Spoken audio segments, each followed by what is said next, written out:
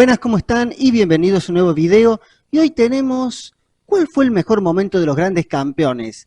Ese momento o esos momentos en que demostraban que eran diferentes al resto, que eran muy pero muy especiales y que estaban un nivel por encima de los otros pilotos. Esa temporada que se destacaron, o temporadas como ningún otro, más allá de que los resultados no hayan sido los esperados. Así que, ¿cuál fue el mejor momento de los grandes campeones? Lo vamos a averiguar en el video. Vamos nomás.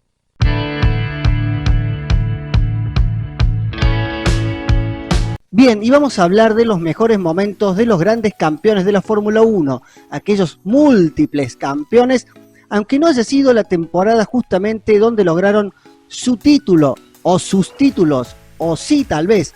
Bien, vamos a obviar por ejemplo a Juan Manuel Fangio, que compitió muy poco y siempre estuvo a un nivel espectacular. Vamos a ignorar a Jackie Stewart también, que corrió muy poco dentro de todo. A Jim Clark, pero al que no vamos a ignorar, alguien que corrió bastante, Jack Brabham. Temporada increíble, 59-60, bicampeón consecutivo de la Fórmula 1. Algo que no iba a suceder hasta 1985-86 con Alain Prost.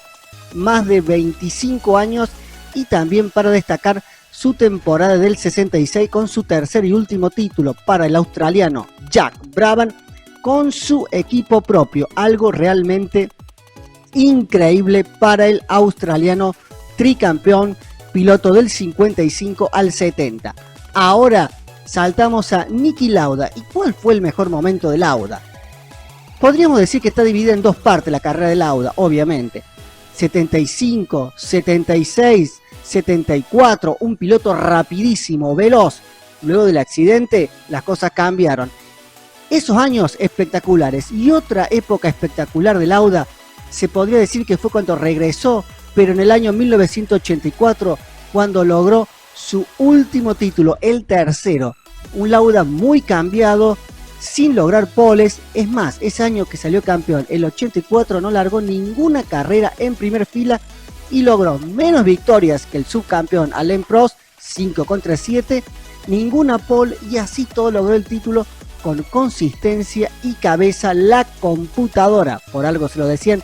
Niki Lauda, que desde que regresó a la Fórmula 1, luego de su pequeño parate, del 82 al 85, no logró ni una pole, pero un título. Dejamos a Lauda, vamos con otro tricampeón, Nelson Piquet.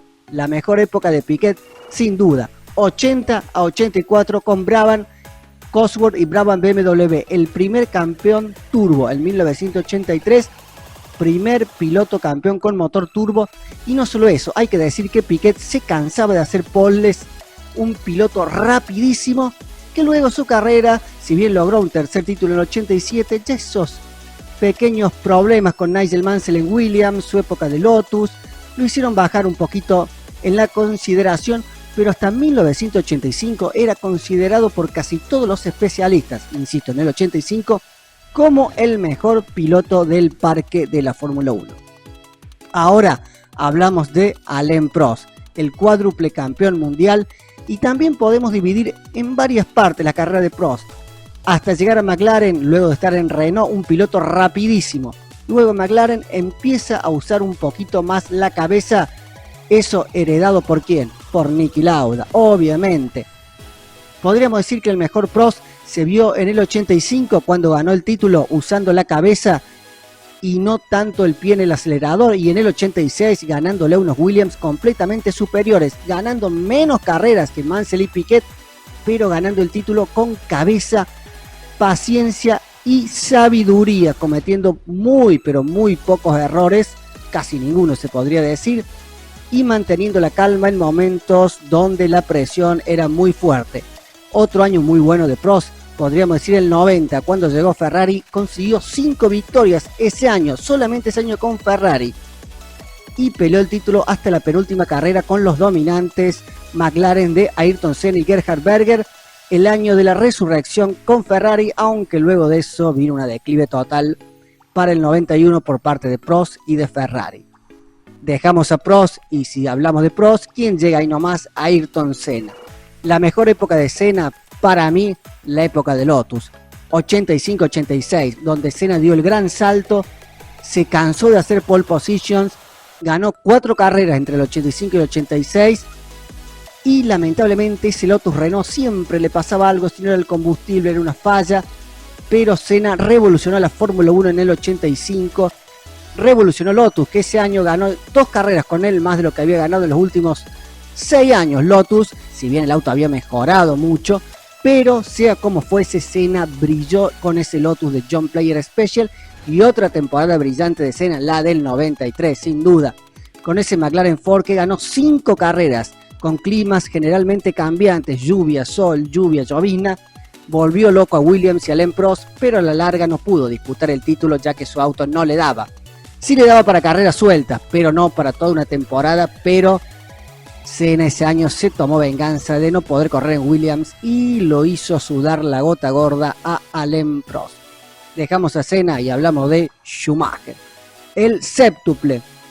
La mejor época de Schumacher para mí sin duda es la de Benetton. Su primera temporada completa del 92 hasta el 95, con un Benetton que era muy bueno, pero él lo llevó a un nivel de excelencia, sobre todo en el 95, ganando conductores y constructores.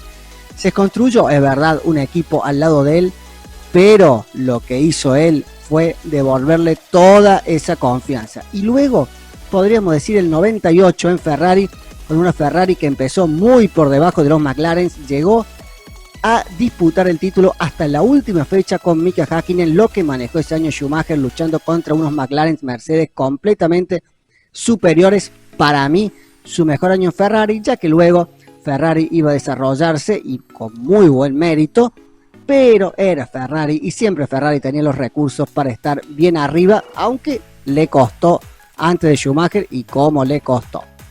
Si hablamos de Schumacher, hablamos de quién lo destronó, Fernando Alonso. En la mejor época de Alonso, para mí, Renault. 2003 a 2006, un Alonso que pasó de ser un contendiente, de ganar carreras, a ser campeón mundial con un auto que no siempre era el mejor. Pero Briatore hizo también la gran Schumacher. En el 2005 y en el 2006, Fisichella solamente lo acompañó y por más que hubiese querido pelear, no podía, no le daba. Y construyó el equipo al lado de Alonso y se lo devolvió con creces el piloto asturiano. Una época increíble, como fue desarrollándose de a poquito hasta ser campeón mundial. Luego su primer año en Ferrari fue más que bueno. Lamentablemente llegó como puntero a la última carrera y no pudo salir campeón, pero revolucionó Ferrari. Luego de un 2009 muy flojo, le dieron toda la confianza y casi se la devuelven su primer año con un gran manejo y con el título. Luego de eso, como suele pasar con los grandes en Ferrari, al no ganar se cae todo a pedazos. Dejamos a Alonso y hablamos de Lewis Hamilton. La mejor época de Hamilton para mí, la de McLaren, del 7 al 12, siempre siendo contendiente al título en un auto que no siempre era el mejor. De hecho, en el 2009, por ejemplo, con todo ese problema de los dobles difusores y el cambio de reglamento, la primera parte del campeonato fue un desastre, pero Hamilton nunca perdió la paciencia y terminó ganando grandes premios con un McLaren ya mejorado, pero siempre fiel a su estilo, fiel a McLaren y siempre luchando los títulos, a veces más cerca, a veces más lejos, pero siempre siendo protagonista. Luego también en Mercedes tuvo muy buenos años, pero fue algo parecido a lo de Schumacher, tenía el mejor auto, el mejor equipo, todo lo mejor. Luego hablamos de Sebastián Vettel, otro cuádruple campeón que nadie se acuerda, parece, de Vettel, ¿no? Es como que fue algo tan fugaz, pero lo que hizo Vettel del 2008 en Toro Rosso al 2003 en Red Bull fue impresionante. Era el hombre a batir y nadie pudo con él, obviamente desde el 2010 al 2013. Y en el 2009, si Red Bull empezaba antes con ese doble difusor, nadie le iba a ganar tampoco. Era realmente imbatible. Lo que pasa es que después vino la época de Ferrari, que le fue bastante sobresaltos, podríamos decir una montaña rusa, y se olvidaron de lo que era Vettel como piloto, que era alguien imbatible, el niño maravilla, Sebastián Vettel, su época dorada de Red Bull, que no tiene punto de comparación con nadie.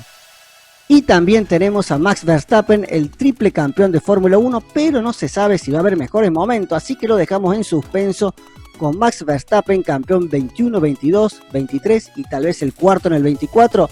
Seguramente, aunque esta vez bastante complicada se le ha puesto la cosa en la segunda mitad. Veremos si hay mejores momentos de Verstappen o no, vaya uno a saber. Bien, gente, ¿por qué será que uno siempre toma los mejores momentos de los pilotos, tal vez no cuando tenían el auto más dominante? ¿Será porque uno piensa que con el auto dominante es más probable que ganen? Y puede ser que así sea. Y uno se queda tal vez con esos momentos que tenían un buen auto, pero no un auto para ganar una cantidad enorme de carreras en una temporada, ya sea el caso por ejemplo de Senna, de Schumacher o Prost, que salió campeón con un auto no tan dominante, o los años en McLaren de Hamilton con un solo título. Tal vez uno se queda con eso que decía, qué pilotazo, y tal vez con un auto mejor les ganaría por robo a todos. Y hablando de pilotazo y de campeones, recuerden que este mes estoy sorteando de mi colección para ustedes este libro de Ayrton Senna de fotos, todo un libro de fotos de Ayrton Senna de Paolo D'Alessio, y en español. ¿Cómo tienen que participar? Muy bien, entran a mi Instagram y solamente comentan 2 compañeros que haya tenido Ayrton Senna en su carrera de Fórmula 1. Así es, en el Instagram solamente eso, comentar 2 compañeros de Senna en la Fórmula 1. ¿Cómo entran al Instagram para participar? En el comentario fijado está el link para ingresar al sorteo. Así es, en el comentario fijado el link para ingresar al Instagram al sorteo, que va a ser el 24 de octubre. Falta cada vez menos, así que ya saben cómo participar si lo desean. Y si les gustó este video, no olviden de suscribirse, de activar la campanita, así reciben la notificación y no se pierde ninguno. Y nos vemos la próxima. Chau, chau.